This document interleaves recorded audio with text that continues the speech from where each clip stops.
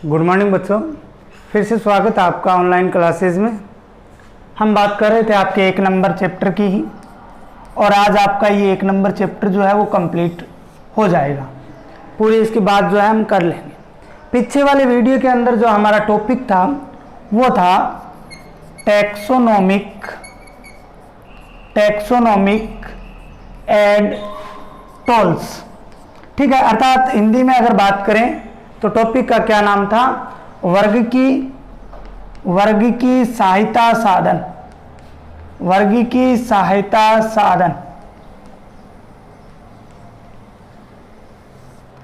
ठीक है, taxonomic and tolls की हम बात कर रहे थे, जिसमें मैंने आपको 1 नंबर पे जो था हर्बेरियम, क्या था? हर्बेरियम जो था उसके बारे में बता दिया था। पीछे वाले पूरे वीडियो में हर्बेरियम की हमने बात की थी। आज जो और हैं जिनकी हम बात करेंगे, जैसे बोटेनिकल गार्डन्स हैं, जूलॉजिकल पार्क्स हैं, इसके अलावा जू हैं, इसके अलावा म्यूजियम है, टैक्सोनॉमिक की है, इन सब की हम बात करेंगे। तो हर्बेरियम के अंदर मैंने आपको क्या बताया था कि इसमें क्या किया जाता है, जो पादपों के नमूने होते हैं उनको परिरक्षित किया जाता है, जिसके लिए एक सीट तैयार की जाती है जिसे हम हर्बेरियम सीट बोलते हैं। क्या बोलते हैं? हर्बेरियम सीट जो है वो बोला जाता है। ठीक है, इस हर्बेरियम सीट पर एक मैंने आपको बताया था लेबल चिपका रहता है दाहिनी ओर। क्या होता है लेबल? इस लेबल के ऊपर जिस पादप का नमूना है उसकी डिटेल्स होती हैं। बहुत सारे कुल का नाम, वानस्पतिक नाम, कब उसको प्राप्त किया, कब लगाया गया, किसने एकत्रित किया, वो सब इस पे जानकारियां होती हैं, जिसे हर्बेरियम सीट कहा जाता है। तो जिनको अध्ययन के लिए उस पादप से जो नमूना है उससे संबंधित पादप के लक्षणों के बारे में उससे पता चलता है। इसकी बात जो हमने कर ली थी। 2 नंबर जो आज का हमारा रहेगा वो कौन सा रहेगा? 2 नंबर अगर बात करें बोटनिकल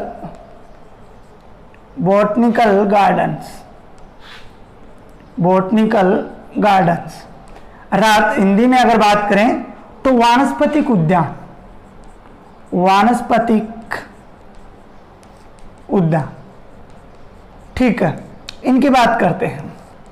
देखिए, वानस्पतिक उद्यान के अंदर क्या होता है, यह भी एक वर्गीकी का सहायता साधन है, वर्गीकरण को जानने का सहायता साधन है। इसके अंदर क्या किया जाता है? पौधों को लगाया जाता है। किसको लगाया जाता है? पौधों को लगाया जाता है। क्या लगाया जाता है? पौधों को उगाया जाता है या लगाया जाता है, और उन पौधों के ऊपर लेबल लगा रहता है। क्या लगा रहता है? लेबल। और उस लेबल पर क्या लिखा होता है? उस पादप का, जिस पादप को हमने उगाया है उसके ऊपर, जो किसमें है? वानस्पतिक उद्यान के अंदर उपस्थित है, उसके ऊपर उसका वानस्पतिक नाम या उसका वैज्ञानिक नाम, वानस्पतिक नाम लिखा जाता है, उसका कुल लिखा जाता है। क्या लिखा जाता है? उसका कुल लिखा हुआ आपको मिलेगा। तो ये क्या था? ये वानस्पतिक उद्यानों के अंदर होते हैं। इस प्रकार से पादपों को जो है वो उगाया जाता है और ये वहां पर होता है। ठीक है, और उनका नाम जो है वो लिखा हुआ मिलता है। जैसे अगर हम बात करें, ये गार्डन में लिख रहा हूं, बोटेनिकल गार्डन्स एक शहर है क्यू, जो इंग्लैंड के अंदर है। कहाँ है? इंग्लैंड के अंदर। इंग्लैंड के अंदर ये शहर जो है वो उपस्थित है। बोटेनिकल गार्डन्स वहाँ है, वानस्पतिक उद्यान। The biggest botanical garden in the world, विश्व का सबसे बड़ा वानस्पतिक उद्यान कहाँ है? क्यू के अंदर है। और क्यू कहाँ पड़ता है? इंग्लैंड में पड़ता है। अगर हम बात करें भारत के अंदर, तो भारत का अगर बात करें इंडियन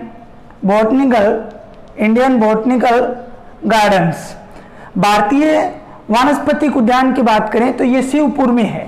कहाँ है? शिवपुर। और शिवपुर पड़ता है हावड़ा में। और हावड़ा आपने सुना होगा कहाँ है? कलकत्ता के अंदर है। पहले इसको नाम लिया जाता कोलकाता। ठीक है, वहाँ पे है।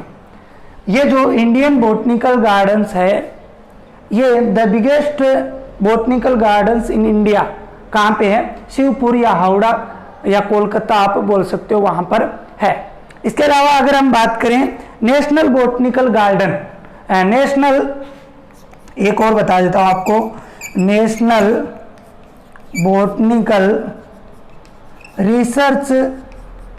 रिसर्च इंस्टीट्यूट, ये जो है भारत के अंदर ही है। National botanical research institute Lucknow के अंदर, कहाँ है? लखनऊ के अंदर, ठीक है। तो बच्चों 3 मैंने आपको बताए हैं। द बिगेस्ट वर्ल्ड के अंदर सबसे बड़ा कौन सा है? क्यू के अंदर है इंग्लैंड, और भारत के अंदर सबसे बड़ा शिवपुर हावड़ा कोलकाता के अंदर स्थित है। शिवपुर हावड़ा का कस्बा है और हावड़ा कहाँ पड़ता है? कोलकाता में। हावड़ा स्टेशन भी आपने सुना होगा, हावड़ा ब्रिज जो है वो भी आपने सुना होगा। तो ये कहाँ पे है? कोलकाता में। हुगली नदी को पार करता है, हुगली नदी के ऊपर से यह हावड़ा ब्रिज जो है वो बनाया गया है, ठीक है। तो ये वहाँ पे स्थित है। अब इसके बाद में हम बात करेंगे म्यूजियम की। 3 नंबर हमारा क्या है? म्यूजियम या संग्रहालय। संग्रहालय, ठीक है। इंग्लिश में इसको बोला जाता है म्यूजियम। क्या बोला जाता है? म्यूजियम बोला जाता है। MUSEUM,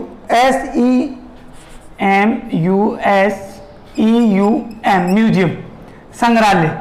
देखिए संग्रहालय के अंदर क्या होता है, जो जीवित या मृत प्राणी जो होते हैं, पादप जो होते हैं, उनको परिरक्षित करके वहाँ रखा जाता है। उन स्थानों को क्या बोला जाता है? संग्रहालय बोला जाता है। अब कैसे रखा जाता है? देखिए, जैसे कि हम बात करें, विद्यालय है, स्कूल, विश्वविद्यालय है, महाविद्यालय है, इनके अंदर संग्रहालय बनाए गए हैं। और इनके अंदर जो मृत प्राणी हैं, पादप हैं, उनको परिरक्षित करके उन नमूनों को क्या है? कांच के बड़े डब्बों या फिर जारों के अंदर रखा जाता है। जार इस प्रकार से आपने देखे होंगे, ठीक है, आगे आप देखोगे। इस प्रकार से कांच के बने हुए, पायरेक्स कांच के बने हुए होते हैं या सीधे कांच के बने हुए होते हैं, इनके अंदर उनको सुरक्षित रखा जाता है। जैसे कि बात करें, स्तनधारी हैं, ठीक है, अन्य कीट हैं, इंसेक्ट वर्ग हैं, इन सब को इसके अंदर, जैसे मान लीजिए कोई इंसेक्ट है, एक अकेला इंसेक्ट होता है, कीट है, उसको मार कर या मरा हुआ होता है, उसको इस बोतल के अंदर डाल दिया जाता है। एक घोल इसके लिए तैयार किया जाता है, उस घोल के अंदर इसको रखा जाता है जिससे ये नष्ट नहीं होता है। वो घोल किसका होता है? बहुत ही इंपॉर्टेंट बात है, वो सुन लो। वो होता है फार्मेलिन। क्या होता है? फार्मेलिन। और इसके अंदर 40% फार्मेल्डिहाइड होता है। 40% क्या होता है? फार्मेल्डिहाइड होता है। इस घोल के अंदर कई बड़े बड़े कंपटीशनों में इसके बारे में पूछा गया है कि जिस घोल के अंदर संग्रहालय या म्यूजियम में पादप और जंतु, अधिकतर जंतुओं को नष्ट नहीं होने दिया जाता है, मृत जीव जो है उनको नष्ट नहीं होने दिया जाता है, वो घोल कौन सा होता है? फार्मेलिन का होता है। तो इस प्रकार से संग्रहालय के अंदर इनको रखा जाता है। जो क्या काम आते हैं? जब विद्यालय के अंदर प्रैक्टिकल होते हैं, बायोलॉजी से संबंधित प्रैक्टिकल होते हैं, वो क्या है? यहाँ पे होते हैं। जैसे आपको कुछ बॉटल्स स्क्रीन पे दिखाई दे रही हैं, ये जो आपको इस प्रकार से जो दिखाई दे रहा है, वो क्या होते हैं? इस प्रकार से इनको संग्रहालय के अंदर रखा जाता है। हम हमारी साधारण भाषा में लैब बोलते हैं। क्या बोलते हैं? लैब बोलते हैं। लैब के अंदर इनको रखा जाता है। जैसे विद्यालय के अंदर लैब है, बड़े स्तर पर इनको संग्रहालय बोल दिया जाता है, म्यूजियम जो है वो बोल दिया जाता है। तो इस प्रकार आपको स्क्रीन पे जो दिख रहा है, इस तरह से इनको क्या है? व्यवस्थित किया जाता है। इसके बाद में बच्चों जो है आपका 4 नंबर अगर हम बात करेंगे तो आपका है प्राणी उद्यान। 4 नंबर कौन सा है? 4 नंबर है प्राणी उपवन या चिड़ियाघर। प्राणी उपवन या चिड़ियाघर, देखो क्या होता है। प्राणी 4 नंबर, प्राणी उपवन या चिड़ियाघर। इंग्लिश में बात करें तो आप इसको बोल सकते हो जूलॉजिकल,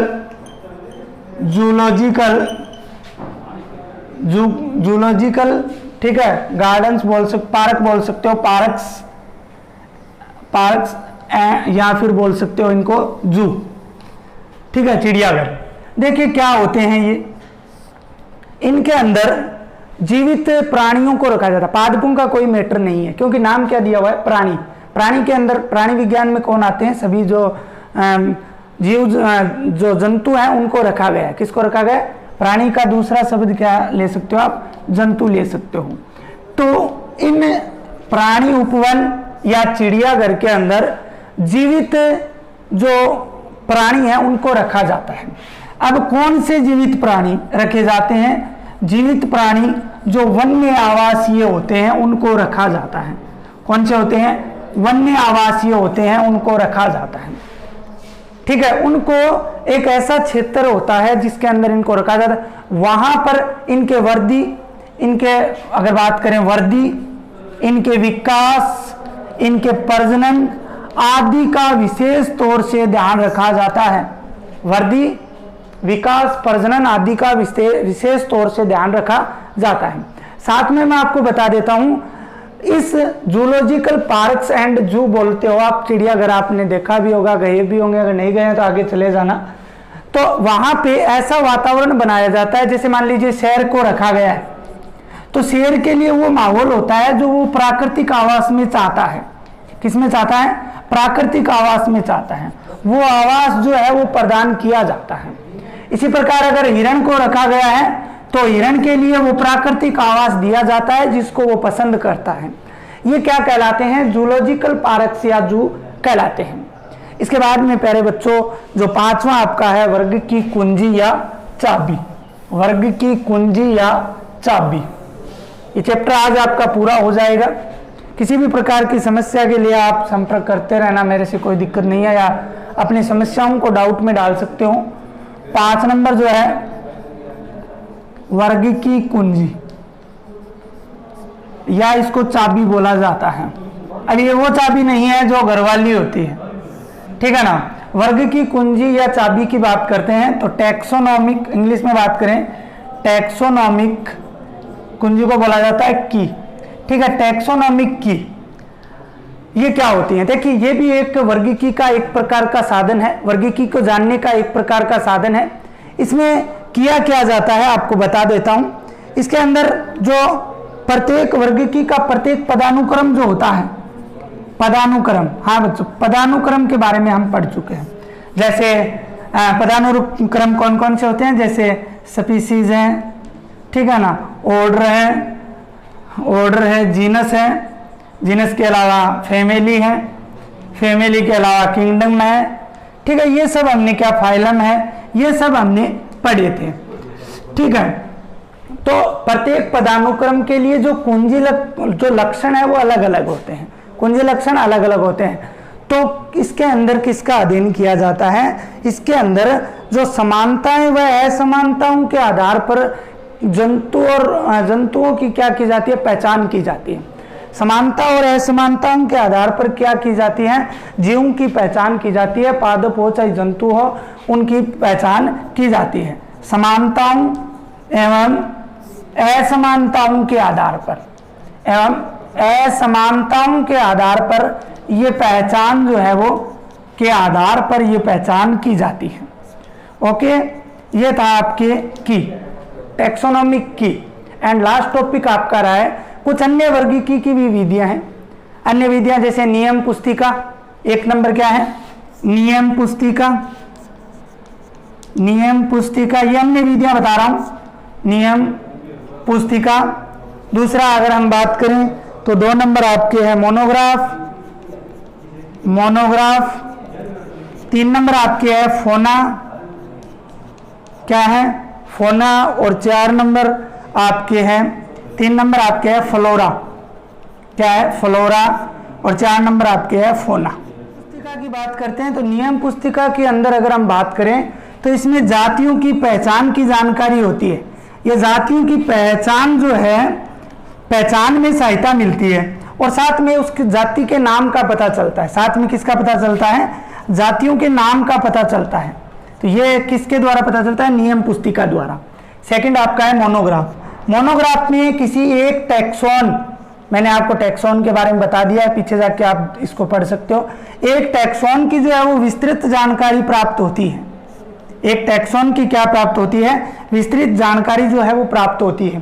फ्लोरा की अगर बात करते हैं तो फ्लोरा जो होता है क्षेत्र के पौधों तथा उनके वास स्थानों का पता चलता है, पौधों से संबंधित है फ्लोरा, पौधों के वास स्थान तथा उनके बारे में पता चलता है, वो कौन होता है, फ्लोरा होता है। पौधों के क्षेत्र तथा वास स्थान के बारे में पता चलता है। और अगर प्राणियों की बात करें, जंतुओं की बात करें तो उसके लिए क्या शब्द यूज में लेते हैं, फोना विधि उपयोग में लेते हैं। फोना द्वारा प्राणियों के बारे में जानकारी, फ्लोरा द्वारा पौधों के बारे में जानकारी, मोनोग्राफ द्वारा एक टैक्सोन की विस्तृत जानकारी और नियम पुस्तिका द्वारा जातियों की पहचान और जाति के नाम की पहचान होती है। तो डियर स्टूडेंट्स, आपका ये जो पहला चैप्टर है ये पूरा हो चुका है। इसके बाद हम दूसरा चैप्टर कल से शुरू करेंगे। तो जो बच्चे वीडियो नहीं देख रहे हैं वो पूरा वीडियो देखें, होमवर्क करें। अगर पीछे रह चुके हैं तो वो दूसरे चैप्टर से भी शुरू कर सकते हैं।